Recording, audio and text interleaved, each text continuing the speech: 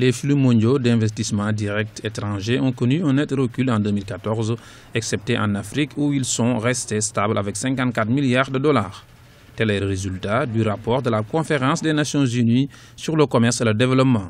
Certaines régions en Afrique ont même connu une forte hausse. La hausse des investissements directs étrangers africains est une bonne nouvelle. Et ce n'est que justice.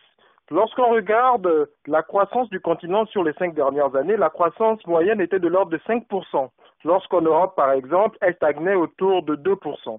Donc, les investisseurs ont naturellement été attirés par cette croissance qu'on a observée sur le continent et ont investi plutôt massivement. Ce qui est intéressant dans les chiffres de la CNUSED, c'est premièrement la hausse en pourcentage, en proportion des IDE en Afrique subsaharienne qui ont progressé d'environ 5%. C'est une très bonne nouvelle et ça traduit le dynamisme de l'Afrique subsaharienne qui a été observé au cours de ces dernières années.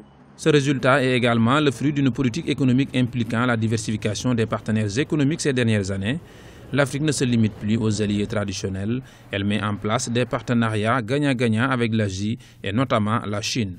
Ce dynamisme vient aussi du fait que les pays d'Afrique subsaharienne ont diversifié leurs partenaires. Le poids des pays émergents est de plus en plus important dans les IDE au niveau du continent.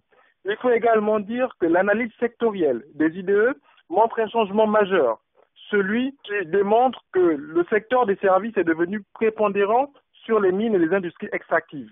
Ça veut dire que ce sont des secteurs, notamment les services, qui sont fortement employeurs et qui vont tirer et continuer de tirer la croissance du continent vers le haut. Enfin, la dernière bonne nouvelle concernant le dernier rapport de la CNUSED, c'est celui des IDE intra-africains qui démontre que désormais, le commerce entre pays africains est en train de croître.